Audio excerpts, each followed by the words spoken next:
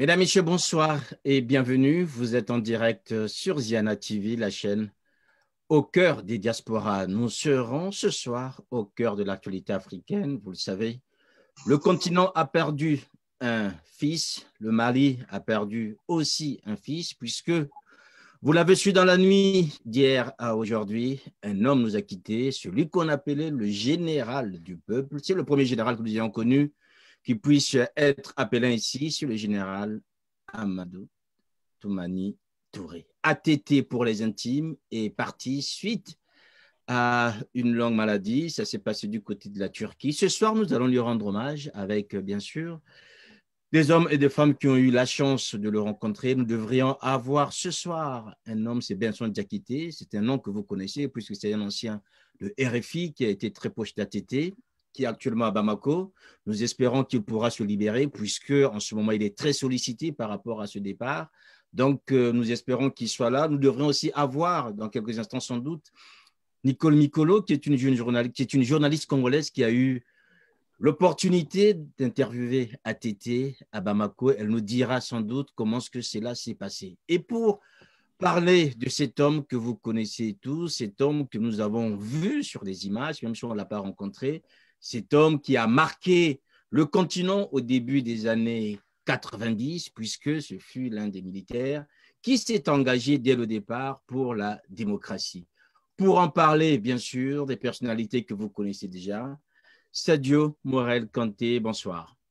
Bonsoir, bonsoir à tout le monde, bonsoir aux téléspectateurs de Ziana. Alors Sadio, on ne va plus parler ou reparler de votre amitié avec ATT. Dès le départ, vous l'aviez revendiqué. Vous nous direz tout à l'heure dans quelle mesure, dans quelles circonstances vous avez pu construire une telle amitié. Un homme qu'on voit sans doute pour la première fois sur Ziana TV, c'est Eman. Bonsoir. Bonsoir, Monsieur Makosso. Bonsoir aux téléspectateurs et merci à vous. Alors Eman, vous nous diriez ce soir, hein, avec ATT, c'est une rencontre fortuite à Bamako, dans un hôtel. L'imperturbable Sadio n'était pas trop loin, sauf que ATT est arrivé subitement vers vous, interpellé par Sadio, lui imposant quasiment de venir vous saluer, et il avait exécuté. Vous nous diriez tout à l'heure comment est-ce que vous avez apprécié l'homme et qu'est-ce qui vous a donné comme impression. Enfin, Guy Mafimba, bonsoir. Bonsoir, Monsieur Sirmakosso. Bonsoir à tous vos téléspectateurs de Ziana TV. Merci pour l'invitation. Alors, Guy Mafimba, merci aussi d'être là. Vous nous donnerez les perspectives, notamment mieux comprendre cet homme en tant que politique. Au début des années 90, l'Afrique s'engage avec le vent de la perestroïka vers la démocratie. Il y a des militaires qui résistent et il y en a d'autres comme ATT qui plongent très vite dans cette démocratie. Et après, nous saurons quel a été son rôle et qu'est-ce qu'il a pu faire pour faire en sorte que le continent connaisse ce souffle. Au moment où, mesdames, messieurs, vous le savez, le Mali est en train de trembler, au moment où, vous le savez, l'Afrique de l'Ouest se cherche, que ce soit du côté de Bamako, encore à Conakry, sans oublier Abidjan aujourd'hui, voilà un homme qui parle, un homme dont la voix aurait sans doute pu compter pour que cette partie de l'Afrique puisse retrouver son éclat d'antan. Voilà, donc nous venons donc de recevoir Nicole Mikolo en direct de Brazzaville. Bonsoir Nicole. Bonsoir Sia, bonsoir à tous. Bonsoir. Voilà, alors Nicole Mikolo, en présentant tout à l'heure, je disais que vous avez eu la chance en tant que jeune journaliste d'interviewer ATT. Vous nous direz tout à l'heure quelle impression il vous a donné, puisqu'on a vu, je dirais, toute l'émotion que vous avez pu transcrire sur un post sur votre profil Facebook, et vous nous diriez quel homme était-il. Voilà donc, mesdames, messieurs, le panel que j'ai ce soir, nous espérons toujours, hein, comme je vous l'ai dit, avoir Benson Diakité pour qu'il nous dise, puisqu'il a connu cet homme, je dirais, avec une proximité très importante. Aujourd'hui, c'est quasiment la référence. C'est lui qui fait la démarche de ramener ATT au pouvoir, hein, de le convaincre de se présenter. Voilà, donc d'où l'intérêt pour nous de la voir s'il arrive à se libérer. Alors, on va commencer par vous, Sadio, puisque vous êtes ce soir de femme, Sadio. ATT, on a vu les images, hein, tous les deux quasiment bras dans les bras, vous enlaçant quasiment assis avec un grand sourire. Comment est-ce que vous en êtes arrivé là? Vous étiez journaliste, vous n'avez pas connu en tant qu'enfant, vous étiez déjà journaliste professionnellement installé. et vous nouez une amitié quand même assez forte avec cet homme. Comment ça s'est passé, Sadio Kanté? Bon, d'abord, pour lier amitié avec ATT, ce n'est pas difficile. Mais garder l'amitié était autre chose. Et je crois que c'est ATT qui a voulu cette amitié. Parce que je me rappelle une fois, j'avais un peu débordé dans une chronique sur une radio sur laquelle je travaillais à Bamako. Et le président du régulateur appelait mon patron de l'époque sur Radio Clédou pour dire, attends, Sadio. Et puis mon patron me dit, Sadio, c'est pas parce que ATT a favorisé des rapports exceptionnels avec toi qu'il faille dépasser les bornes. Et notre toute première rencontre, c'était vers la fin des années 90. On s'est vu, c'était pendant un congrès à Adema. Et quand on parlait de lui, quand Alpha Omar Konaré a annoncé qu'il était dans la salle, je me suis tournée et il était à côté de moi. Je le cherchais, il était à côté de moi et de notre journaliste. On a d'ailleurs des photos de cette époque-là qui sont antérieures à celles que vous montrez cette fois ici, là. Et je n'en revenais pas. J'ai dit, mais comment il est dans la salle? Tout le monde acclamait et c'est à côté de moi qu'il est debout, tout simple. Et quand il a vu comment la salle acclamait, il lui-même était surpris de voir que, là, depuis ce jour, je me suis dit, ça, c'est le futur président du Mali.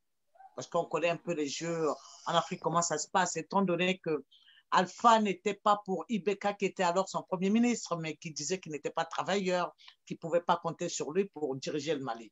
Et l'avenir lui a donné raison, je crois. Donc, au fur et à mesure, jusqu'à ce qu'un soir aussi, on se rencontre dans un hôtel en compagnie d'un Congolais qui venait du Congo.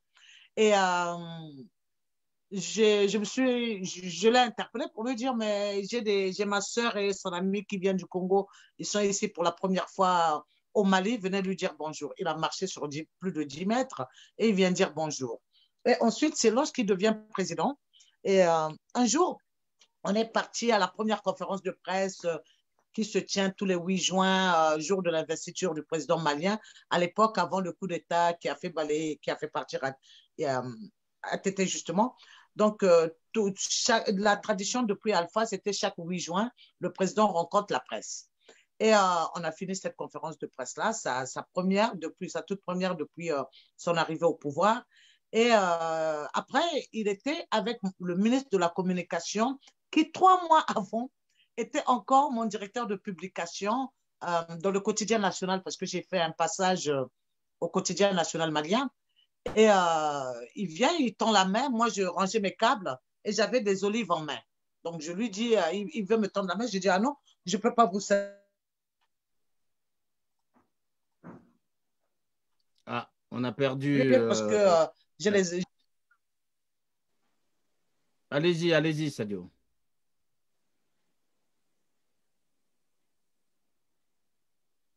Volume. Bon, on a l'impression que Sadio a un souci. On ne vous entend plus, Sadio, on ne vous entend plus. Le micro est coupé. Moi, je vais vous servir et tout. Donc, à ce moment, moi, je vais qu'à mes occupations. Je ne pensais pas qu'il allait y avoir une suite dans cette affaire-là. Et il y a eu une suite qui a été immortalisée par les médias, parce que le lendemain, ça faisait la une dans les manchettes. ATT a servi Sadio Kanté à manger. Alors donc, peu après, je vois le président qui arrive, flanqué de mon ministre de la Communication, qui était 3 mois auparavant mon directeur de publication. Parce que parallèlement, je faisais l'essor et BBC. Je venais d'arriver à la BBC d'ailleurs, il n'y avait pas très longtemps. Bon, alors, il vient et me dit, où est la dame au chapeau? Voici, je suis venu vous servir. J'étais dépassée, je n'en revenais pas. J'ai dit, mais attends, ce n'est pas un chef d'État qui me sert à manger quand même. Après, mon ministre était debout, il souriait. Gaoussou Drabo à l'époque, et notre ministre de tutelle, il était le ministre de la Communication. Et j'ai dit, non, moi, je n'ai pas faim. Tous les journalistes sont venus, ils ont dit, ah non, Sadio, notre président t'a servi, tu vas prendre ça. Alors, donc, j'ai pris ma part de méchoui, et puis le lendemain, ça a fait grand bruit. Et ainsi de suite. Après, j'apprends des ministres qui me taquinent souvent en me disant, mais Sadio, tu n'es pas notre premier ministre. Quand je leur demande pourquoi, ils ont dit, mais à chaque fois qu'il y a un événement, on finit une réunion, le président dit toujours, dites à la folle là de venir, je veux qu'elle y soit. Alors donc, Sissouma que lui-même avait été cherché à Dakar. C'est un Malien qui travaillait dans le quotidien malien Seydou Sissima pour qu'il soit son chargé de communication, m'appelait pour me dire, ah, Sadio, le président, il veut que tu sois à cet événement. Et donc, c'est à partir de là que cette amitié s'est installée. Et on a fait une sortie une fois à plus de 800 km de Bamako pour suivre le retour des bœufs qui vont en pâturage pendant 1 an, 6 mois. Et c'est des millions de bœufs qui arrivent dans ce village-là. On est parti et on lui a offert 70 bœufs avec ses ministres et son épouse. Une autre fois, on s'est vu à Tombouctou, même rituel, il vient, il me salue, il dit, ça va? J'ai dit, quel ça va là? C'est moi la forgeronne, toi le peul, on t'offre 70 bœufs et que moi, je n'en ai pas. Il dit, mais tiens, les bœufs, je ne les ai même pas encore reçus. Mais si ils ne sont pas arrivés, à Noël, je t'offrirai une vache de ma propre pâturage. On s'est quittés. Et l'année est passée, on ne s'est pas revus. Et en février, on s'est revus. Il me regardait avec gravité, comme avec l'impression de promesses pas tenues. Et puis un jour, pendant que j'arrangeais que mon patron de la BBC venait pour une formation des journalistes de la BBC en Afrique de l'Ouest à Bamako et qui voulait une grande interview, pendant que je coordonnais avec le chargé de communication pour avoir cette grande interview de lui sur BBC. Alors, mon patron arrivait un samedi, un samedi, oui, et un samedi soir, le samedi après-midi, quelqu'un m'appelle pour me dire, mais tiens, Sadio, il faut appeler tel numéro. Le protocole m'a appelé pour me dire, il faut appeler tel numéro. C'est celui qui garde les vaches qui sont venues de Diafarabé. Diafarabé, soi-disant en passant, c'est le village des ancêtres de Alpha Blondy. Il me l'avait dit quelque temps avant et je m'y suis retrouvée. Et il te demande d'être la première à aller choisir ton animal. Oh, j'ai dit non, je n'ai rien demandé, moi. Alors, j'ai privilégié aller chercher mon patron à l'aéroport et chemin faisant, je lui ai dit, tiens, le protocole de la présidence qui m'a appelé pour aller prendre une vache offerte par le président, mais je n'ai rien demandé, donc je n'ai rien pris. Il dit non. Et puis, c'était un Africain du Burkina. Il a compris les relations de cousinage parce que c'est un Touré Peul et que moi, je suis une Kanté forgeronne. Il a compris le cousinage qui existait. Il me dit non. Si c'est un animal, tu peux aller prendre, mais si c'est de l'argent, jamais. Ainsi, je suis allée prendre mon animal et j'ai fait une photo. Quand on est allé pour la grande interview avec le président, j'ai dit au président, ben, c'est un bœuf finalement que j'ai reçu, pas une vache, et j'ai voulu le vendre. Mes enfants m'ont dit de ne pas vendre. Avant qu'on se quitte, il me dit, dis merci à tes enfants. J'avais pas compris pourquoi ils me disaient ça, mais c'est après, j'ai compris les relations des peuls et de leurs animaux, des bœufs. Ils se considèrent comme frères. Donc, ils ont un élevage contemplatif. Ils peuvent être millionnaires en vaches, mais ils consomment que le lait. Et donc, on leur dit souvent qu'ils ne grossissent pas justement parce qu'ils considèrent ces animaux-là comme leurs parents et qu'ils ne les mangent pas. Ils n'en consomment que le lait. Et autre chose, c'est que même quand ATT est sur un tapis rouge, avec des grands rendez-vous, on va arriver sur cet aspect, Sadio Kanté. J'aimerais juste, avant de donner la parole à Eman et à Nicole, pour nous rappeler un peu ces moments de l'homme qu'ils ont pu rencontrer. On va suivre un petit élément, c'est un élément très officiel, et vous nous direz si Nicole ou encore Eman, vous retrouvez en fait le caractère de cet homme dont nous parlons ce soir. Majesté, j'ai l'impression de passer mon horaire du bac. J'étais venu tout gaillard en préparant ce que je vais dire et je trouve la reine au pas de la porte. Et j'ai commencé déjà à perdre quelques idées. Majesté, c'est pour vous dire combien je suis honoré, ma délégation et moi-même, mon épouse, de votre présence. Mesdames et messieurs, honorables invités, je vais vous parler de quelqu'un que j'aime beaucoup. Parfois, je triche en parlant, parce que parfois, je ne suis pas totalement objectif. Je vais vous parler de Mali, mon pays, que j'aime peut-être un peu trop. Honorables invités, j'ai préparé 2 conférences. J'avais préparé à Bamako une communication qui répond au thème qui a été énoncé par le recteur, que je voudrais ici saluer et remercier l'ensemble de ses collaborateurs pour l'invitation qui m'est faite et l'ensemble des étudiants pour le temps qu'ils ont bien voulu prendre à venir m'écouter. Alors, je me suis dit que cette conférence, elle est déjà réalisée parce que je vous donner des exemplaires. Je préfère la mettre à côté. Et je vais partir directement sur une autre conférence qui, celle-là, sera certainement plus théorique parce que je ne vous remettrai pas le texte. Le Mali que j'aime et d'où je viens. Le Mali est un pays de l'Afrique de l'Ouest qui est au cœur de l'Afrique de l'Ouest. Au départ, je ne dis pas au départ, avant c'était le Soudan français. Voilà. Alors, Nicole, est-ce que vous avez, en tant que jeune journaliste, eu l'occasion d'interviewer ATT?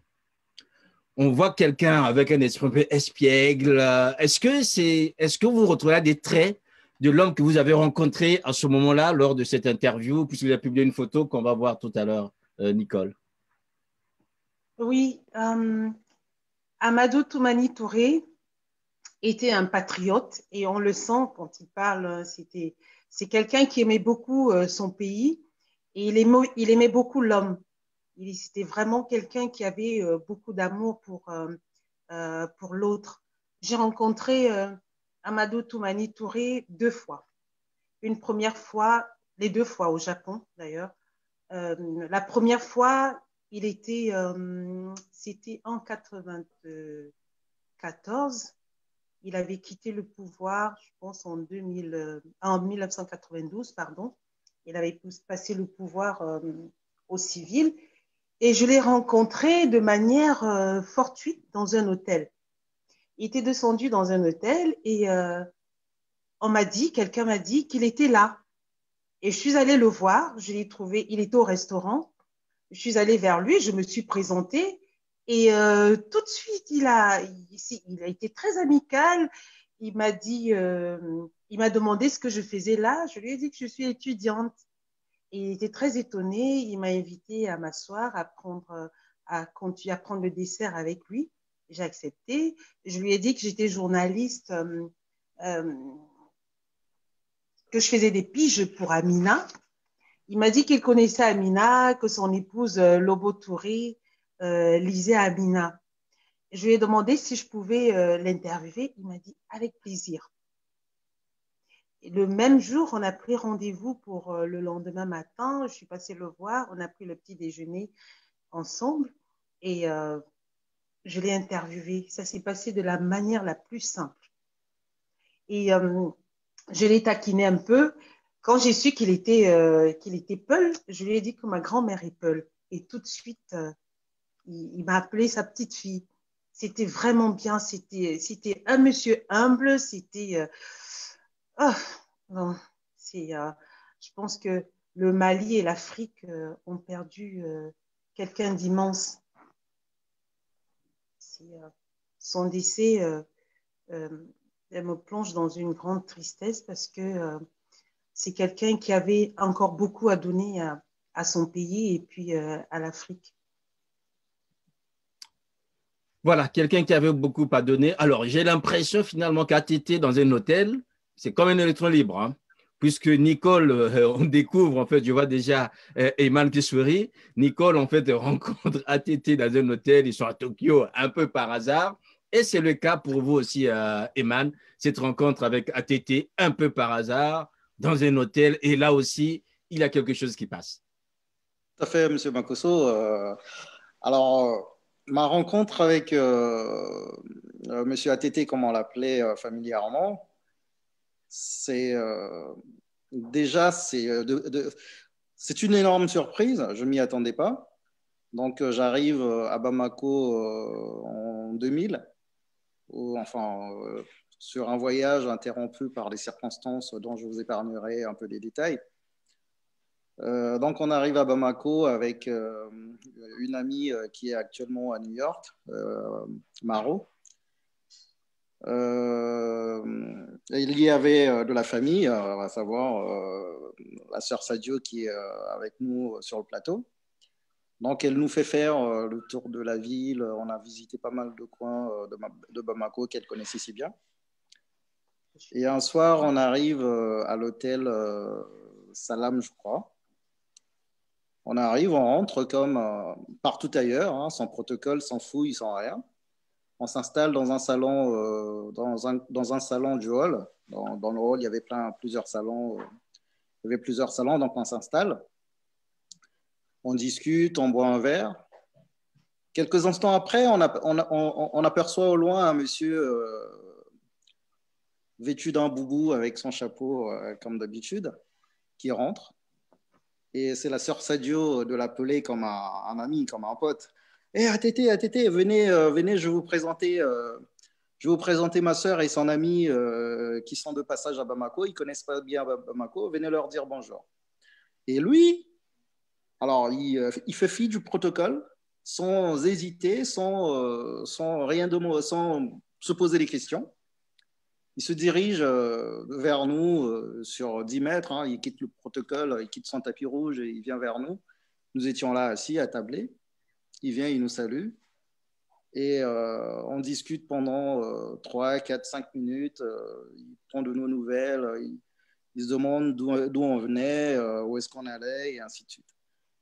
Et de cette rencontre m'est resté un souvenir d'un homme humble, proche du peuple parce que ça contrastait avec mon environnement habituel, parce que bon, je viens de Brazzaville et je venais de Brazzaville à l'époque. Et quand j'arrive à Bamako, je vois cette atmosphère-là, donc le contraste était saisissant. Et voilà. Donc c'est un souvenir de lui que je garde, un souvenir.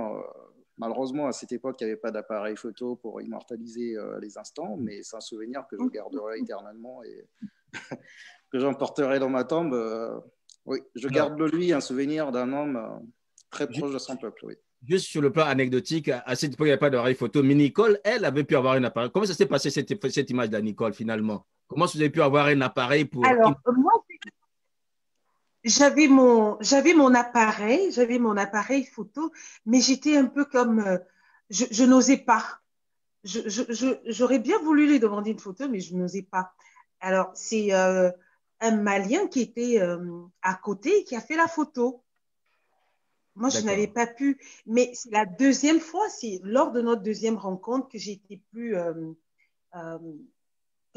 à l'aise avec lui. La deuxième fois, il venait de prendre le pouvoir. Je pense qu'il y a en 2002, fin 2002. Il venait de prendre le pouvoir. Il est venu en visite au Japon. Et j'ai appris qu'il était là. Je suis allée le voir. Je lui ai envoyé un message parce que j'avais son… En fait. Il m'avait donné 6 numéros de téléphone. On peut aller le voir aussi facilement? Comment? J'ai dit la question, je suis un peu surpris quand vous dites je suis allé le voir. Est-ce qu'on peut le voir aussi facilement comme ça? On pouvait le voir comme ça? Il m'avait donné son adresse mail. Donc, je lui ai fait un mail. Il a répondu. D'accord. Il m'a dit, effectivement, je suis au Japon. Ça, je suis descendue à tel hôtel. Je suis allée le voir. Il m'a reçu et je lui dis, ce soir, il y a une fête camerounaise. Est-ce que vous pouvez venir? C'est dans cet hôtel même, à l'hôtel Miotani. Il m'a dit, j'y serai. Il m'a dit, Nicole, il m'appelait Nicole, il m'a dit, Nicole, je viens. Et on était tous là le soir venu, les Camerounais, les diplomates et tout ça, les diplomates africains viennent et tout ça. Et moi, j'ai toujours le regard tourné vers la porte. Et puis, 1 heure après le début des cérémonies, on voit un mouvement dans le couloir et tout ça. La grande porte s'ouvre. Il y a son garde du corps qui est son officier, comment on les appelle? Son garde du corps qui entre, qui ouvre la porte. Puis on le voit arriver dans un grand boubou blanc avec sa calotte blanche et tout. Tout le monde s'était crié, ah, Tété, il était là. C'est moi qui l'ai invité. C'est pas les diplomates qui l'avaient invité. Il est venu. Non. Et puis il a pris le micro. On lui a demandé s'il voulait dire quelque chose. Il a pris le micro. Il a Il a salué tous les Africains qui étaient dans la salle. Il a encouragé les étudiants. Il a parlé de Nicole qui était brave et courageuse et tout. J'étais aux anges. C'était vraiment quelqu'un de bien. Et avant de partir, il a dit qu'il attendait tous les Africains qui étaient là au Mali. Il leur a parlé de sa fondation, d'un hôpital qu'il avait créé. L'hôpital de Luxembourg mère-enfant. L'hôpital de Luxembourg mère-enfant. Et c'est l'hôpital de Luxembourg mère-enfant et qu'il a créé avec les Luxembourgeois et qui aujourd'hui peut opérer les petits enfants à cœur ouvert. Voilà. En janvier 2018, il était venu à l'occasion à Bamako. Il parle aussi de sa lutte contre l'onchocercose. Voilà. Il nous a parlé de sa lutte contre l'onchocercose. Voilà. Il nous a dit que sa mère est morte de suite de l'onchocercose et que depuis, il en a fait son cheval de bataille. Avec Jimmy Carter. Et, oui, voilà. C'est ça. Voilà. Voilà, c'est les deux fois, je l'ai rencontré 2 fois. Et puis après, on a échangé quelques fois par mail. Il répondait aux messages qu'on lui envoyait. Voilà. Alors, Guy Mafimba, nous sommes quand même. Je peux dire non. Guy Mafimba, Oui. on est quand même assez surpris. Est-ce que finalement, on a oublié qu'ATT, c'est un soldat avant tout, en fait? C'est-à-dire, quand on entend Nicole, qu'on entend Eman, on s'est dit, mais est-ce qu'il oubliait qu'il était un soldat? Mais Sire, d'abord, je tiens à te remercier et puis à te féliciter parce que on a pris l'habitude en Afrique de faire une fixation sur, on va dire un peu, le mot va être dur, un peu les crapules de notre continent. C'est-à-dire, on fait souvent une fixation, que ce soit dans les médias internationaux ou même nous-mêmes les Africains dans nos propres médias, sur les crapules. Ça devient comme une habitude, comme si en Afrique, l'Afrique n'a pas généré des grands hommes. Mais ATT, c'est un grand homme. Aujourd'hui, en France, on est en train de parler de De Gaulle. On est en train de fêter les journées de Gaulle et autres. C'était un militaire, c'était un soldat, c'était un officier général. Et il faut dire que ATT, je dirais que ATT dans l'Afrique francophone, il faut voir ATT sous deux angles, 2 dimensions. Le ATT militaire, soldat, officier général, et le ATT politique. Et le ATT militaire, et l'humaniste aussi, hein. Il y a 3 angles. Merci de ne pas me faire perdre le fil des idées, s'il te plaît, Sadio. Le ATT militaire, je voudrais dire, le ATT militaire, c'est un peu celui qui a pris la place dans l'Afrique francophone de Jerry Rawlings. On parlait souvent de Jerry Rawlings comme étant un officier général républicain qui a été le soldat du peuple pour ramener la démocratie avec des méthodes assez dures à un moment dans son pays, un pays anglophone. Et ATT, dans les années 90, nous qui étions des jeunes étudiants ici en France, c'était un peu, je mets un peu le décor, c'était un peu à la période de la perestroïka, la chute du mur de Berlin et du sommet de la Bolle. L'Afrique était en quête de pluralité, de pluralisme politique.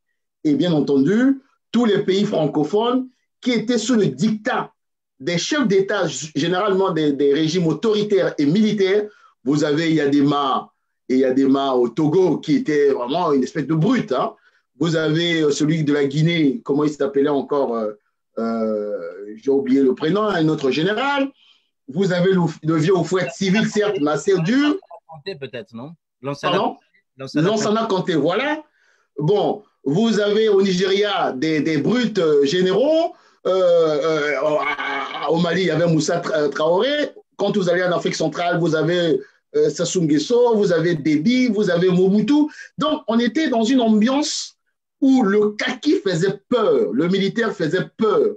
Le militaire, c'était l'antidote du peuple, des aspirations du peuple.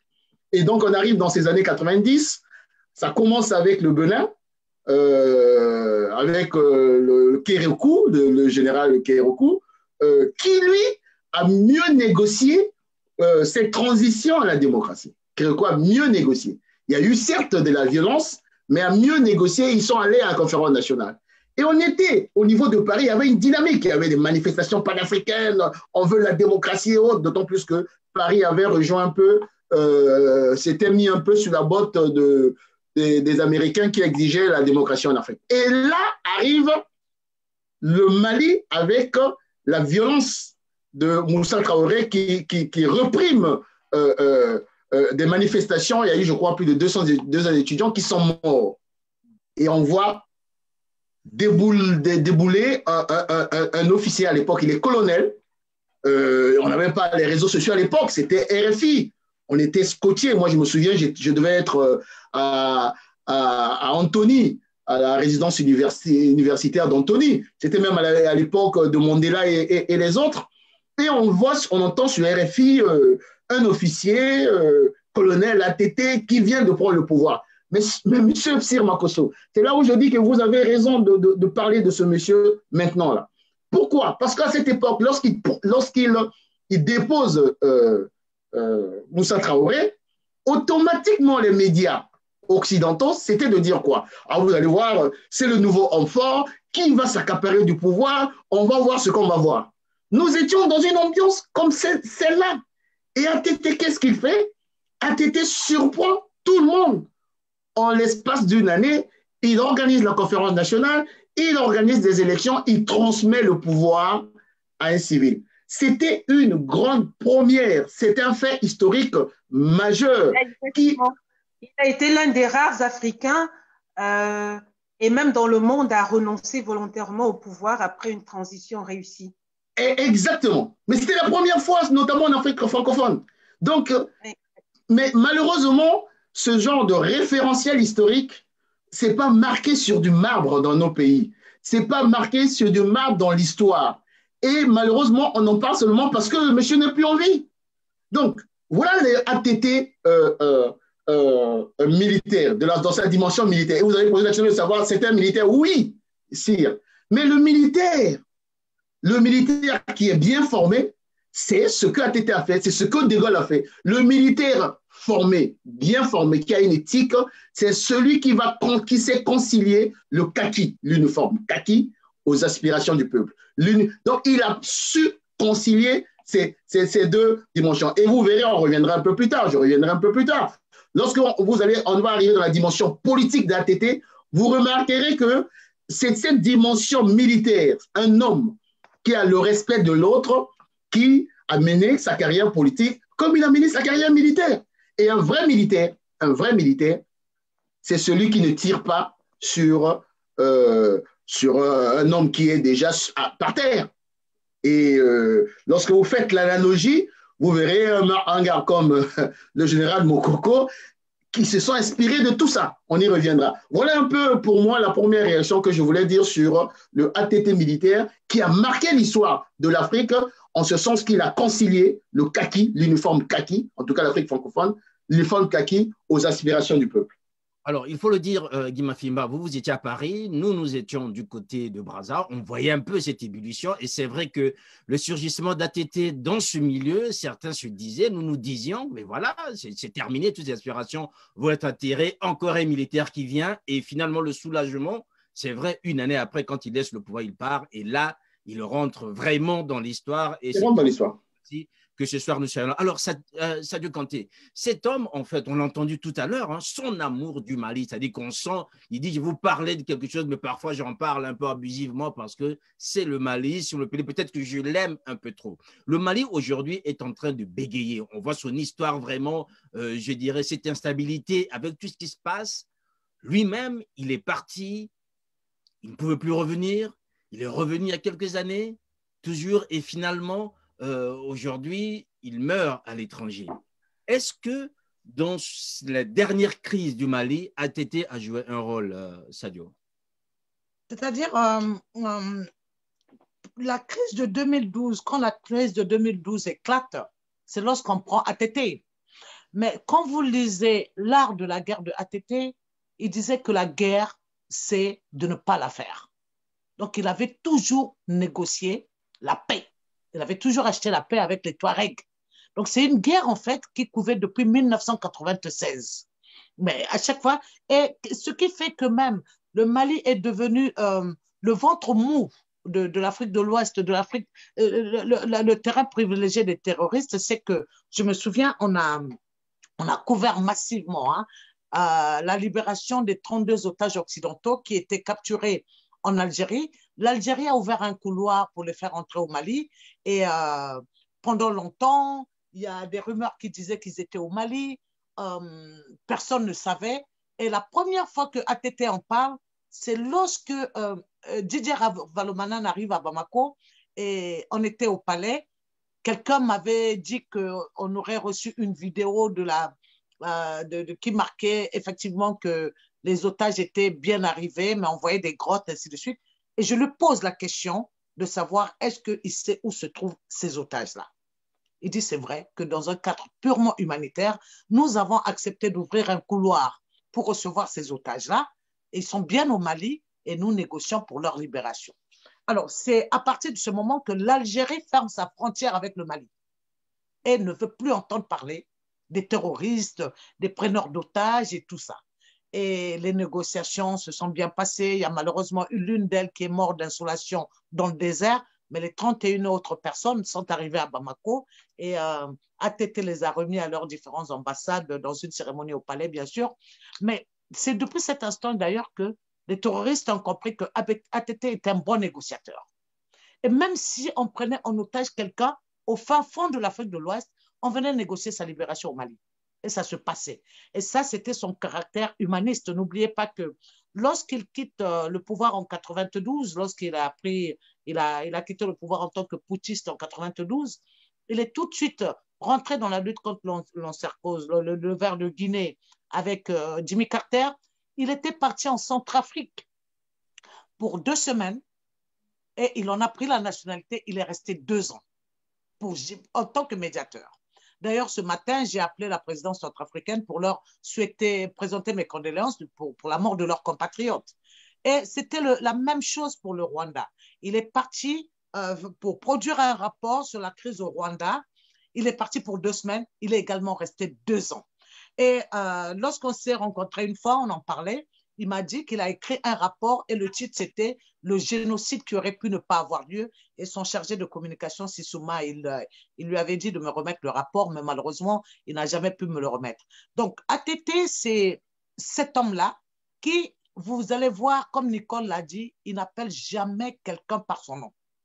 Et de ce que nous savons, il a toujours dit à ses proches, quand ses proches lui disent « Mais comment tu fais pour mémoriser les noms des gens ?» Il dit « Non, il n'y a rien de plus bon pour un être humain que d'entendre son prénom. Si tu veux être un homme parmi les hommes, apprends à appeler les hommes par leur prénom et à retenir ça. » Donc, ATT était à tuer à toi, tout le monde. Ça a paru comme une faiblesse par rapport aux militaires. Donc, je rejoins Guy Mafimba qui disait la rigueur et la brutalité des militaires, ça tranchait avec le comportement de ATT. Et je reviens sur ce que Nicole a dit à un moment, que dès que je lui ai dit que je vais de venir à cette fête, il est venu. Mais c'est pareil, il était comme ça avec tous les journalistes. ATT était attiré par le micro. Tout ce qui voulait lui parler. Une autre fois, c'est Hugo Chavez qui est venu à Bamako. Il fallait les voir. C'est comme s'ils avaient grandi ensemble. Ils étaient à tuer à toi. Donc, cette proximité-là a fait que tout le monde pouvait venir lui parler. Et les otages en ont profité pour négocier pas mal de libération d'otages. Et au moment où ATT mourait, au moment où il quittait le pouvoir, où il a été chassé du pouvoir justement, il était en train de vouloir renégocier, reprendre la main parce que n'oubliez pas qu'il est né à Mopti, à 700 km de Bamako, mais il a fait ses études à Tombouctou. Donc, il avait une grande connaissance de ce pays-là. Il devient quand même Toumani, il porte le nom Toumani, devient son 2e prénom justement parce que quand il était à Tombouctou, il y avait un autre Amadou Touré, avec qui il faisait les classes et dont le père s'appelait Baba, qui était colonel, qui a été tué par les djihadistes aussi. Et donc, lui, il s'est appelé Amadou Baba Touré et Amadou a pris le prénom de son père, le maître a ajouté le prénom de son père pour faire la différence. Donc, tous ces gens qui étaient autour de lui, c'était d'abord par fraternité, ils ont grandi ensemble et avec les Touaregs qui sont devenus terroristes aujourd'hui, plus particulièrement Iyad Agali, qui a été son conseiller un des proches de ATT. Donc, je pense que ATT, si on l'avait laissé dans le jeu politique malien, il aurait pu contenir la situation et on n'allait pas avoir d'intervention française qui fait qu'après l'intervention de Hollande au Mali, le Malien n'avait plus accès à Kidal. Donc, il y a eu un sentiment d'impuissance des dirigeants maliens vis-à-vis des Français. Or, ATT, son approche, c'était négocier, toujours négocier, parler et toujours parler, quitte à donner un salaire à ceux qui veulent faire du mal pour en faire des amis. Et c'était la même chose avec moi. Quand il a vu que j'étais virulente, que je voulais des choses. Et c'est le bonhomme qui n'hésitait pas à dire, par exemple, quand je lui pose des questions, pourquoi vous n'arrivez pas à négocier telle ou telle chose pour le pays, pour le continent? Il disait toujours, mais il avait la franchise de dire, on a les pieds, on a les mains liées face aux Occidents. Et c'est plus tard que j'apprends qu'il y avait ces accords entre l'Occident et l'Afrique qui ne permettaient pas à nos dirigeants d'être libres. Mais c'était ça, ATT, un fait négociateur qui, vous avez vu quand la junte a pris le pouvoir tout dernièrement, ils sont venus le voir, comme ils sont allés voir un peu tout le monde. Et puis, à un moment, sur les photos, on a pu le voir avec Moussa Traoré, Dioncounda Traoré, qui a fait la transition, lui et les jeunes de la junte, et même Aya Sanogo, le 22 septembre à peine. C'était le jour de l'indépendance du Mali. Donc, eux, ils l'avaient intégré dans le processus de la transition. Hein. Donc, il était un peu l'autorité morale qui allait voir un peu comment gérer tout ça. Et par la suite, on a vu, ça aboutit à quelque chose que Ibeka avait commencé, c'est-à-dire négocier, négocier, négocier encore, et toujours, qui était le credo de Amadou Toumani Touré. Et puis, pendant donc, les mouvements du M5, on a entendu l'imam Diko dire, j'ai combattu ATT, notamment sur le code de la famille qui donnait, où ATT voulait 47 points favorables à la situation de la femme, et ça a été ramené à peine à 17 parce que les religieux avaient pris la rue et que finalement le code de la famille n'a pas vraiment évolué. Il dit, je l'ai combattu. Mais quand il était au Sénégal et que je l'ai appelé, il me dit, Diko, fais tout pour que je vienne au pays. Et beaucoup de nos confrères sont allés le voir, même des confrères étrangers sont allés à Dakar, sont allés le voir pendant qu'il y était. Plusieurs fois, j'ai parlé avec lui au téléphone. Et quand il est revenu justement pour la première opération à cœur ouvert dans l'hôpital de sa fondation, j'ai parlé avec lui et c'est sur Facebook, cette conversation est sur Facebook. C'était ça, la simplicité de ATT qui était à tu et à toi avec tout le monde. Et il ne négociait pas autrement au sommet de l'État qu'avec le bonhomme qu'il rencontrait dans la rue. Il était accessible, mais de chez accessible, quoi. Voilà. Voilà, accessible chez accessible. Alors, cette accessibilité, il y a quelqu'un qui l'a expérimenté, c'est bien sûr Eman. Quand ATT, dans cet hôtel où vous êtes à Bamako, vient vers vous, il vous salue, il vous dit quoi? Qu'est-ce qui transparaît dans cet homme et qu'est-ce qui vous marque tout de suite, Eman? Déjà, quand il vient vers nous, il nous demande ce qu'on faisait là. On était jeunes, hein, en 2000, on était jeunes, moi et mon ami. Donc, en gros, il cherche à savoir l'objet de notre présence à Bamako. On lui explique évidemment les circonstances qui ont fait que nous nous soyons arrêtés à Bamako. Donc, on partait pour les études. Il y a eu le malaise dans le vol Air Afrique à l'époque. Donc, il vous consacre du temps, en fait. Hein. Concrètement, il vous consacre du temps. C'est-à-dire qu'il vous écoute, il est là. Ben, bien évidemment. Il n'est pas impatient. Il n'est pas impatient de partir. Il n'est pas préoccupé par le protocole, par les rendez-vous qu'il avait. Dieu seul sait combien il en avait ce soir-là dans cet hôtel. Mais il nous consacre le temps. Il prend le temps de nous écouter. Il prend le temps de nous poser des questions avec toute la courtoisie et toute la sympathie qui caractérisait sa personnalité. Et donc voilà, nous on lui répond, on dit ce qu'on faisait là, où est-ce qu'on allait. Il s'intéressait même sur ce qu'on allait faire là-bas, dans quelle filière et ainsi de suite.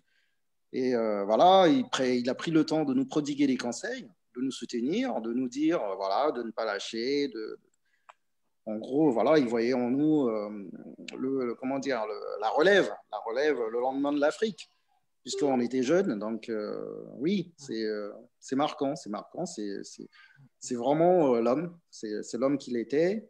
attentionné, à l'écoute et jamais impatient jamais impatient de lâcher la personne.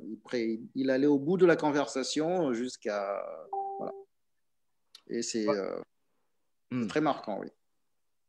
Alors, c'est quelqu'un qui vous marque comme ça, que vous voyez et qui tout de suite vous impacte. Alors, Nicole, cette première rencontre, j'aimerais juste qu'on revoie en fait cette photo parce que il y a une très bonne exégèse à faire sur cette photo, hein. Vous êtes jeune, lui aussi, on voit qu'il n'est pas encore celui que nous connaissons aujourd'hui. Il a un regard fixe, on vous sent un peu intimidé. Vous parlez de quoi là à ce moment-là? Là où vous êtes, là, vous parlez de quoi? Nous parlions de tout, du Japon. Il parlait de lui, de sa famille, il parlait de tout. Il parlait de ce qu'il il parlait de la jeunesse africaine, de ce qu'il attendait de nous. Il me disait combien il était surpris de rencontrer de jeunes étudiants africains au Japon. Il demandait comment on était arrivé là. Et puis, il disait qu'il fallait que j'aille faire un tour au Mali, que je découvre le Mali et que je m'implique dans la vie politique de mon pays et même du Mali. Bref, on parlait de tout et de rien. Il exhortait, il me disait qu'il fallait travailler dur, qu'il fallait... il m'a dit, tu sais, Nicole, pour être reconnu à l'étranger, il faut travailler très dur. Il m'a dit, tu ne seras reconnu que si tu travailles dur. Retiens cela. Je dis, d'accord, monsieur le président. Il me dit, tu peux m'appeler tonton hein, si tu veux. Et je vous dis, le soir où il est venu pour la fête du Cameroun, il y avait même pas on n'avait pas pris on ne croyait même pas qu'il allait venir. Quand je dis, non, mais c'est le bonhomme capable de s'asseoir par terre s'il était venu trouver tout le monde par terre. Hein. Il n'a pas de problème. Il me dit, je viens. Je dis, non, il ne viendra pas. Puis finalement, il est venu et tout le monde était surpris. C'était vraiment... non, c'était quelqu'un de bien. C'était quelqu'un de bien. C'est dommage qu'il ait été chassé du pouvoir parce que, soi-disant, il a été incapable d'empêcher Al-Qaïda de faire du Mali leur terrain de jeu. Mais je pense que c'est vraiment le scénario du pire qui s'est passé ce jour-là. Le scénario du gâchis et même de la régression. Alors, Nicole, vous avez fait une première interview avec lui. Donc, après cette première rencontre, elle va porter sur quoi? Qu'est-ce qu'il vous dit? Qu'est-ce que vous voyez encore en cet homme à ce moment-là?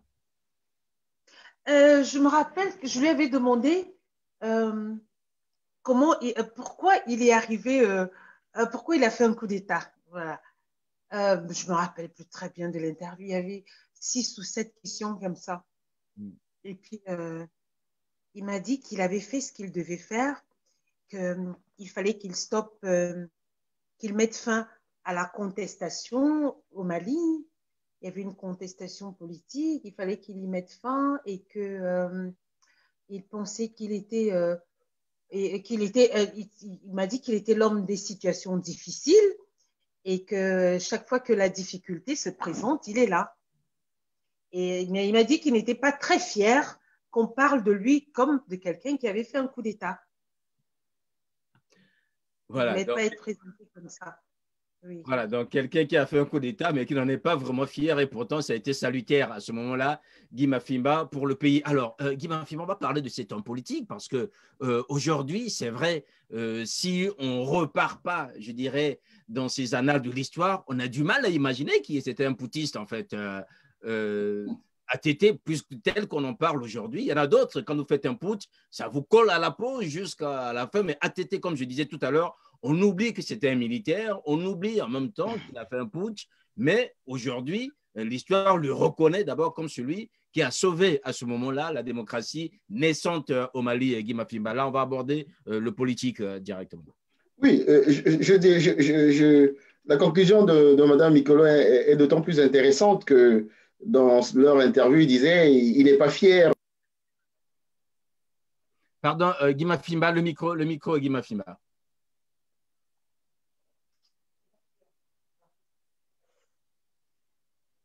Allez-y.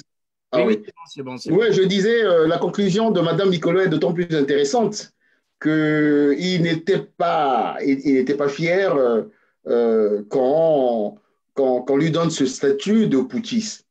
Mais c'est ça je vais dire, l'état d'esprit des hommes de devoir. C'est-à-dire le militaire, le vrai militaire, le militaire qui a une éthique, le militaire voilà, qui a une éthique, c'est celui qui est un homme de devoir. Et pour lui, c'est un devoir d'avoir écouté la voix du peuple et organisé la chute de Moussa Traoré parce que, bien entendu, il y avait la contestation et surtout, il y avait des violences. Mais c'est une transition qui nous permet de parler de l'homme politique. L'homme politique, en fait, pour moi, hein, l'homme politique ATT, c'est ce genre d'homme politique qui viennent en politique par effraction. Par effraction. C'est-à-dire que c'est pas un carriériste. Lorsque vous parlez d'ailleurs, lorsque les autres panélistes, les autres Sadio parlent de son côté humaniste, de son côté presque débonnaire, ça c'est le propre des gens qui ne sont pas des carriéristes. Parce que pour lui, c'est un militaire, il est là pour un devoir. Mais non, le politique, le carriériste va commencer à mettre la forme. Ah, je ne peux pas faire ceci. Ça, c'est le carriériste. Et comme il n'était pas un carriériste, pour lui, c'était naturel qu'il soit chef de l'État ou pas, lorsque vous l'appelez, qu'il vienne prodiguer ses conseils à des jeunes, comment on appelle, des jeunes étudiants rencontrés quelque part dans un pays, le Japon et autres. Mais le politique prend conscience qu'il peut être aussi un homme de devoir à faire la politique. C'est une fois qu'il l'a mené à terme sa transition. Il remet le pouvoir, bien entendu, à un civil, notamment à Konaré, n'est-ce pas? Et Sadio l'a dit tout à l'heure. Il est rentré dans une grande séquence. C'est là où j'ai commencé à entendre beaucoup parler de lui, lorsqu'il rentre dans la séquence de sa fondation et il joue de sa notoriété pour amener des ONG au Mali, un peu partout. Lorsque il prend le statut de fonctionnaire international pour aller faire la médiation en Centrafrique et ailleurs, et il prend conscience du fait que l'Afrique a un gros souci dans cette démocratie naissante. Parce que cette démocratie naissante avait deux enjeux. Le premier enjeu était de la consolider. Parce qu'il y avait des menaces de push un peu partout. Il fallait la consolider. Et deux, il fallait, comment dirais-je, il fallait, ne serait-ce que tant soit peu, faire en sorte que les véritables aspirations du peuple soient résolues. À manger, à donner à boire à ces populations, créer les conditions du développement. Et le politique, Sadio en parlera mieux. Et ça a été aussi encore quelque chose d'assez singulier qui n'a pas été remarqué par les observateurs. Vous savez qu'ATT n'avait pratiquement pas de parti, il n'avait pas de parti. C'était l'homme du consensus. C'est lui qui a incarné le premier, la fameuse doctrine de... Et nous, les journalistes, on était sceptiques parce qu'on se disait, on ne connaît que la démocratie, on a connu la gérontocratie, la démocratie, la dictature.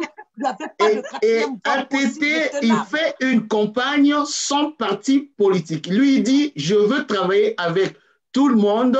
Moi, ma doctrine, c'est le consensus. Sir Makosso a des bonnes idées, il vient travailler. Madame Nicolas a des bonnes idées, elle vient travailler avec moi. Herman, voilà une doctrine novatrice parce que monsieur avait fait le constat que les démocraties naissantes qui naissaient un peu partout avaient des problèmes de clivage encore. Et il a réussi comme ça à mettre en place une doctrine, le consensus, et pendant son règne, le premier règne en tout cas de ATT, en tout cas lorsque j'ai commencé à préparer votre émission, j'ai essayé de regarder les agrégats économiques, mais ATT a mis sur les rails le développement du Mali. Le premier mandat de ATT a été une réussite. Lorsqu'on voit les potentialités du Mali, ça a été une réussite. Sur les questions liées à l'économie, les questions liées à la santé, les questions Voilà. Et Les au deuxième infrastructures, mandat, les routes, les ponts, sur les routes et autres, il est parti il a ouvert le partout Mali chercher ce qu'il pouvait pour et je me développer souviens, surtout le Nord. Et c'est c'est sous l'ingratitude dont on parle des oui, nordistes qu'il a développé, il a misé. D'ailleurs, moi, je me rappelle à chaque fois que j'appelais RFI pour proposer un sujet sur ATT, ça se passait sur le Nord. On me dit, mais pourquoi tout ne se passe que sur le Nord? Parce que justement, il y avait cette revendication où au Nord, on disait que c'est la partie, le septentrion malien est oublié des politiques, il n'y a rien. Et ils pensaient que les prémices de la rébellion étaient portées sur le manque d'infrastructures là-bas. Donc, il a mis les moyens. Et c'est le Liptako, qui est aujourd'hui le foyer de tension des trois frontières, il a mis un pont sur le fleuve pour arranger. Bref, pour arrondir, sur le plan économique, socio-économique, le premier mandat de l'ATT a été une réussite parce qu'il a mis en place cette fameuse doctrine, le consensus. C'était innovant au niveau de l'Afrique. Le deuxième mandat, autant, parce que, souvenez-vous, hein, il est renversé à 2 mois des élections présidentielles. À 2 mois. 6 semaines. Bon, à 1 mois et demi, disons 2 mois, alors que, effectivement, monsieur avait dit qu'il ne se représentait pas. Il n'a pas changé la Constitution. Donc, même autant le soldat de la démocratie, comme on l'appelle, a été un monsieur exemplaire qui devient une référence historique dans l'Afrique francophone, autant le ATT en politique a été ou est une référence en matière ne serait-ce que de cette capacité pour des démocraties naissantes à créer le consensus, à créer maintenant, malheureusement, il a été renversé. Maintenant, je termine en disant, c'est intéressant ce que je vais dire aussi. Voyez-vous, ce monsieur est renversé, c'est un militaire. Généralement, les militaires, quand ils sont renversés, ils vont chercher quoi? À créer les conditions. Il avait des bases arrière. Il pouvait créer des bases arrière parce qu'il avait une notoriété en Afrique de l'Ouest. Il suffisait d'aller voir un chef d'État en Afrique de l'Ouest pour dire créer les conditions que je renverse les Sanogo. Ça se passait. Mais il est parti tranquillement et il a même démissionné du Sénégal, de Dakar. Il dit non, je démissionne. Pour créer les conditions d'une espèce d'apaisement, je démissionne. Des éléments de sa garde ont été tués, d'autres torturés, mais il n'a pas gardé dents. Et il est resté dans une espèce de calme, d'apaisement pour que demain, il puisse devenir un peu comme celui qu'on doit consulter. C'est ce qui s'est passé avec la jeune. Quand ils sont arrivés, ils sont partis le consulter. Donc, de ces deux dimensions, on peut tirer la conclusion que l'Afrique n'a pas assez capitalisé cette grande figure. Et quelqu'un le disait tout à l'heure, c'est une grande perte parce que nous sommes en fait dans une espèce de nouveau cycle des transitions en Afrique. Nouveau cycle où on veut passer des démocratures à des véritables démocraties. Et ces genres de figures auraient pu servir en tant que patron de l'Union africaine. Et hélas, on le perd. Voilà, hélas, on le perd malheureusement. Messieurs, dames, nous arrivons bientôt vers la fin. Alors, une question qui est toute naturelle. Finalement, à chacun de vous qui avez eu l'occasion de le rencontrer, Sadio, Nicole ou encore Eman, on va commencer par vous, Eman. Quel héritage, en fait? Qu'est-ce qui reste d'ATT aujourd'hui par rapport… C'était assez bref, mais si vous êtes revenu aujourd'hui alors que vous ne vous exprimez pas, c'est parce que ça a été marquant. Qu'est-ce que vous gardez d'ATT finalement? Alors, ce que je garde d'ATT, comme je vous l'ai dit précédemment, c'est un souvenir impérissable. Un souvenir impérissable de cet homme-là qui pour moi, fut un modèle. De par son inspiration, par son envie d'inciter la jeunesse à aller vers le savoir, à apprendre et à prendre en charge le destin même de l'Afrique.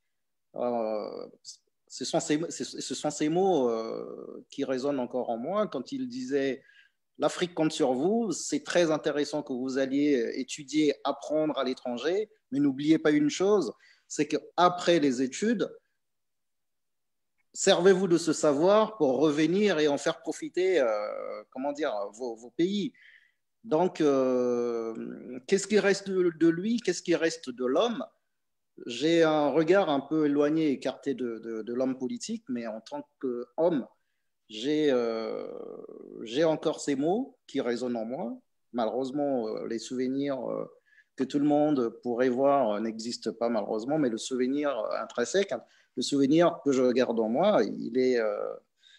voilà, c'est ces mots-là qui résonneront toujours en moi et je pense que le Mali est passé à côté d'une occasion qui n'était pas à rater. Mais bon, ainsi va la vie, hein, ainsi va la vie. Les hommes passent, les hommes arrivent, passent et laissent pour certains des souvenirs impérissables, pour d'autres des souvenirs désastreux. Mais moi, personnellement, je garderai de cet homme-là un souvenir très, très marquant. Voilà, très marquant. C'est tout ce que je pourrais dire. Voilà, un souvenir très marquant. Sadio, cet homme, vous l'avez connu, vous étiez avec lui, vous l'avez accompagné, vous étiez une professionnelle à ses côtés, vous couvriez. Voilà. Qu'est-ce qui reste en fait finalement? Il reste tout. Rien n'est perdu. Je pense qu'à partir de cette mort qui est...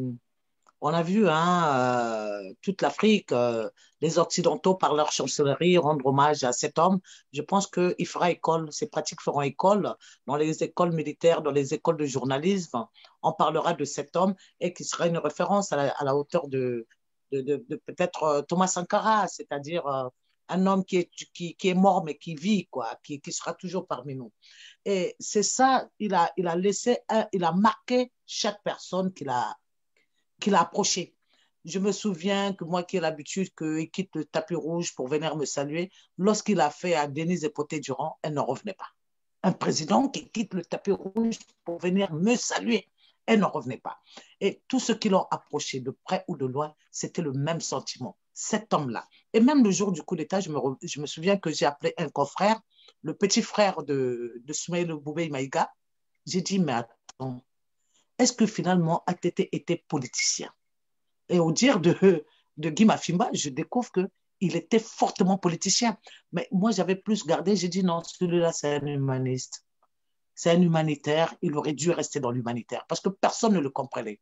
Partout, les gens voulaient en découdre avec certaines personnes et les gens parmi lui, dès qu'on disait que telle personne, il n'est pas bon, il faut l'écarter, ATT trouvait toujours qu'il y avait quelque chose à tirer de chaque personne autour de lui. Et son amour du Mali était indéfectible. Partout où il allait, c'était pour ramener un partenariat pour développer le Mali. Partout où il allait, il rencontrait la communauté malienne pour leur parler, pour leur dire, vous êtes ici, tenez-vous bien, respectez les règles du pays et surtout n'oubliez pas votre... Donc à la suite de Alpha Omar Konaré qui disait, si vous avez 100 francs, économisez toujours 10 francs pour le pays. Donc, c'est des leçons qui sont restées dans la tête des Maliens et que je pense que les jeunes militaires qui l'ont intégré dans le processus de la transition au Mali savaient de quoi il parlait. Ça veut dire que ce qu'il a fait n'était pas vain et malheureusement, on se rappelle, je me souviens quand Guy a dit que finalement il a démissionné de Dakar. Oui, c'est vrai parce que lorsque on commence à tirer à Koulouba ce jour-là, ATT avait le choix déclencher sa garde, la garde républicaine, pour tirer dessus, mais il était déjà malade, il était diabétique, fortement diabétique, et il avait des douleurs aux pieds. Le Koulouba se trouve sur une colline. Hein. Koulouba, ça veut dire le grand caillou en bambara. Donc, c'est une colline très, très haute. Et il a choisi de passer par derrière pour descendre. À mi-chemin, il ne pouvait pas. C'est son garde, celui qui est parti avec lui à Dakar, qu'il a pris au dos pour le descendre. Et ils ont braqué une Mercedes qui va le déposer à l'ambassade du Sénégal. Et avant de partir à Dakar, effectivement, donc c'est sur le territoire sénégalais, qu'il rend sa démission. Il dit que ce n'était pas son but. Il a encore dit devant la CEDEAO, parce que c'est Diandéré qui était à la tête de cette commission, je me rappelle à l'époque, à qui il a remis sa démission. Et avant de partir, il avait voulu faire un grand discours pour tout ce qu'il avait pour le Mali et le conseil à donner pour la suite. Mais malheureusement, on a coupé son discours en plusieurs morceaux, mais il a pu dire l'essentiel avant de partir. Et heureusement pour lui, les échanges que j'ai eus avec lui au téléphone quand il était à Dakar, c'était qu'il faut qu'il revienne au Mali. Il avait peur de mourir à l'étranger.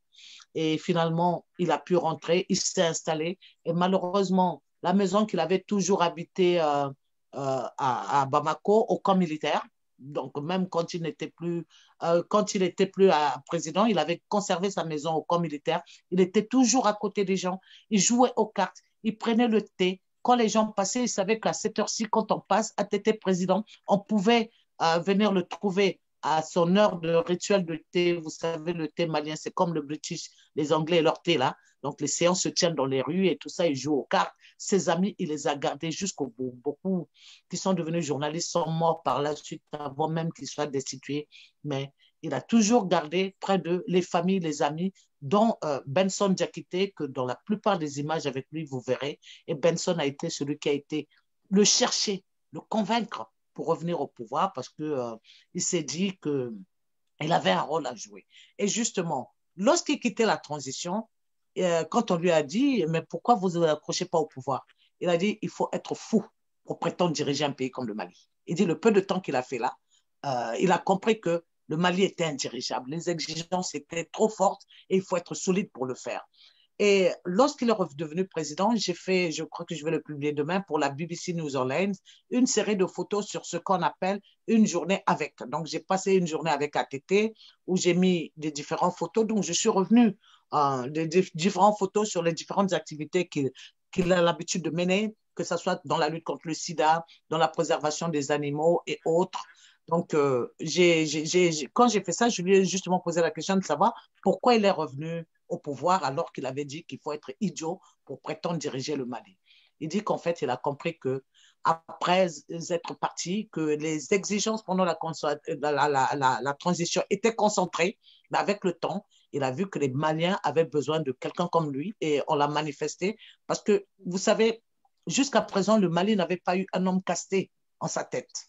Or, il se dit, vrai ou faux, je ne sais pas, que ATT est issu de l'esclavage, mais personne n'a eu du mal à ne pas l'accepter en tant qu'esclave ou tout simplement casté. Je me souviens encore que mon père adoptif, pour briguer la magistrature suprême en 97, de Kouyaté, donc casté griot au Mali, il a dû changer de nom pour prendre le nom de ses ancêtres parce que Kouyaté, c'était un nom de circonstance.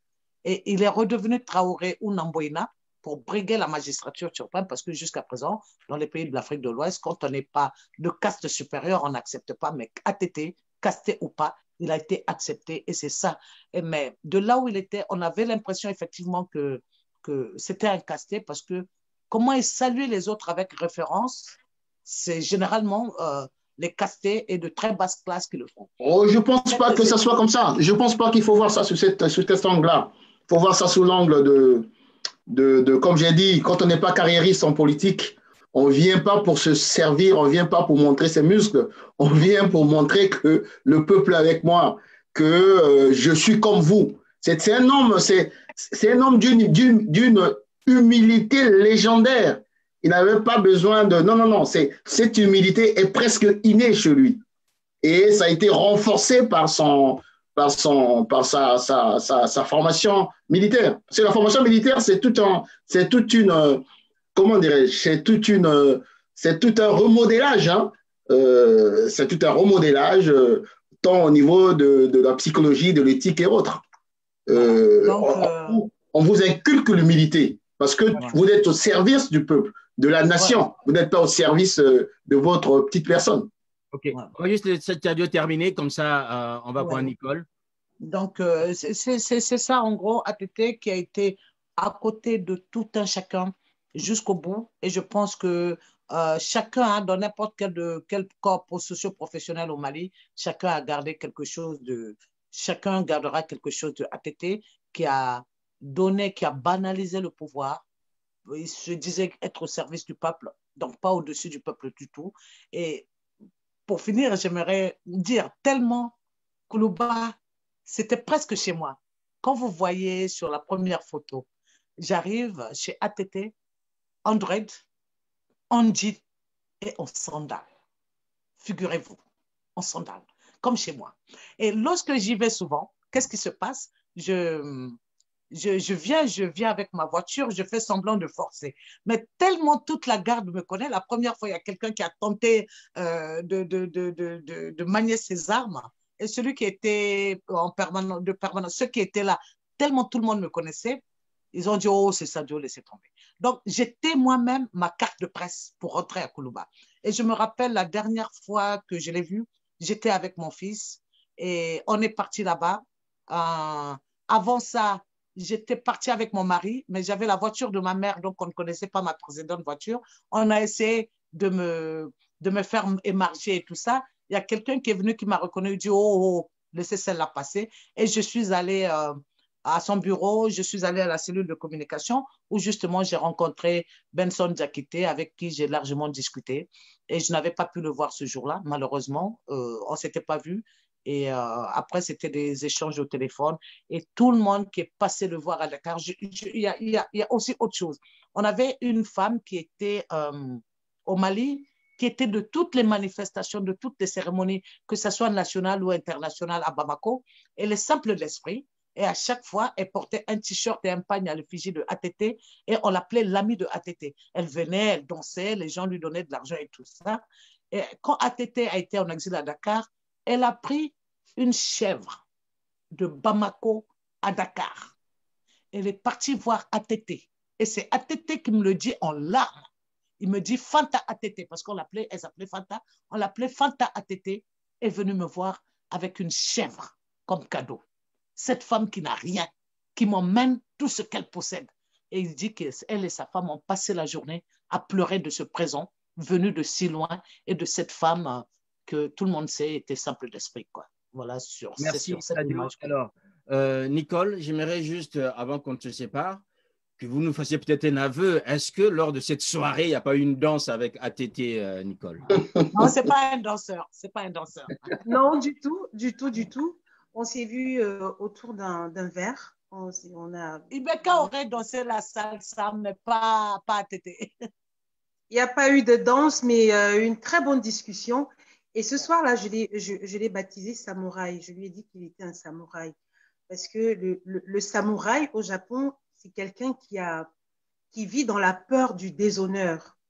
Et ATT, c'est quelqu'un qui travaillait au maintien de l'honneur de son nom et de son sang. C'est quelqu'un qui a fait les choses en grand. Il a mis son pays sur les rails de la démocratie. Il a construit des routes, des logements sociaux pour les moins nantis. Et, oui, justement, Nicole, avant que vous finissiez, je vais vous dire, c'est sous ATT qu'on a vu, moi, par exemple, mes enfants qui étaient toujours dans l'école privée, une fois qu'ils arrivent au collège, dans n'importe quelle école privée du pays, c'est l'État sous ATT qui prenait en charge. Donc, tous nos enfants, à partir du lycée, ont fait l'école gratuite, enfin, subventionnée par l'État à la demande de ATT. Ça, c'était lui, ça. Ouais. Ouais. Donc, c'est l'homme du consensus, c'est un guerrier de la paix. Il a tout fait pour c'est un homme de paix. Et tout ce qu'il nous reste à faire, c'est prier pour le repos de son âme. Le Mali a perdu. Et continuer ses œuvres. Et continuer ses œuvres. Oui. Merci, Sadio. Merci, Sir. Merci. Voilà. Merci à vous. Merci, Nicole. Alors, Guy Fimba, on va terminer sans doute par rapport à une évocation. Cet homme, on a quasiment le peu de temps qu'on a pu consacrer, on pourrait passer toute une nuit, des journées entières à parler d'ATT. Vous, le politique, nous sommes dans une région aujourd'hui qui est en train de trembler, l'Afrique de l'Ouest. Je l'ai dit tout à l'heure en ouvrant cet échange au Mali, que ce soit à Conakry, que ce soit à Abidjan. Aujourd'hui, l'Afrique de l'Ouest tremble. Et à ce moment-là, il y a un homme qui, à un moment donné, a pu récupérer la situation dans son propre pays, qui s'en va aussi. Et on s'inquiète pour cette partie des Afriques et surtout encore des pays francophones. Guy Fimba, qu'est-ce qu'on pourrait retenir de ATT et qu'est-ce qu'on peut en dire ce soir? Non, je retiens le qualificatif de Mikolo qui est très inspiré, je pense. Samouraï, c'est-à-dire, il faut vivre comme un samouraï. Regarde aujourd'hui, là, c'est une émission avec beaucoup d'émotions. Pourquoi? Parce que ce monsieur, c'est un samouraï. Vraiment, j'aime bien ce qualificatif. C'est un homme qui a vécu avec l'idée de se dire qu'est-ce que je vais laisser à la postérité? Exactement. Un homme d'honneur, un homme de se dire je ne veux pas laisser mon nom, je ne veux pas que ma tombe soit souillée demain. Je ne veux pas que mon image soit souillée demain. Et pour l'intérêt du plus grand nombre, pour l'intérêt de mon pays, pour l'intérêt de l'Afrique. Parce qu'au-delà du Mali, c'était l'Afrique. Lorsqu'il rencontrait les jeunes pour dire c'est bien, il ne cherchait pas à savoir si tu es du Mali ou pas. Donc, pour répondre véritablement à votre question, non. Aujourd'hui, l'héritage d'ATT, le militaire, l'officier général à qui je rends hommage et le politique à qui je rends hommage devrait plutôt inspirer les officiers généraux de nos pays respectifs, les officiers généraux dans nos pays. Ce n'est pas seulement l'Afrique de l'Ouest qui est à la croisée des chemins, c'est toute l'Afrique francophone. Aujourd'hui, où on voit, en tout cas, 90% des pays, d'un côté, l'armée ou les pouvoirs avec des armées de brutes, et de l'autre côté, le peuple qui demande à ce que ses aspirations soient satisfaites. Et on a eu, dans les années 90, un ATT. Donc, on souhaite que, et la preuve en est, hein, le lion ne fait pas des chats. Il y a eu la junte là, ils se sont inspirés d'ATT. Ils se sont inspirés d'ATT.